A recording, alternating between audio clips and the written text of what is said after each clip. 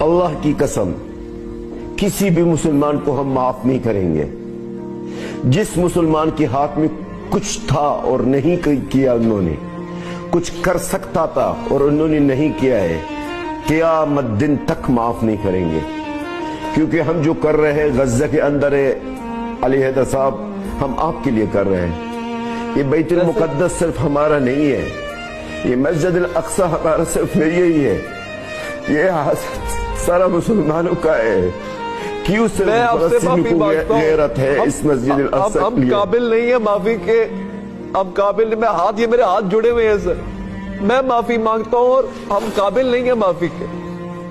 ہم لوگوں نے آپ کو مایوس کیا ہے، ہم سب نے آپ کو مایوس کیا ہے۔ آپ لوگوں کا حق ہے کہ آپ ہماری شکایت کریں، آپ لوگوں کا حق ہے کہ آپ ہم نے آپ کی کسی بھی امید پہ پورا نہیں اترے۔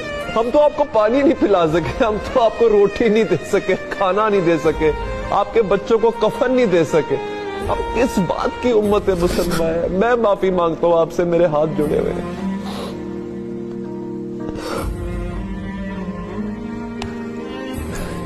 یا اللہ، میں دعا کرتا ہوں کہ پلیز، مجھے نہیں پتا، میرے پاس تو خیر اتنی سوائے شرمندگی کے اور کچھ نہیں ہے، سوائے ندامت کے کچھ نہیں ہے ہمارے پاس۔ برباد ہو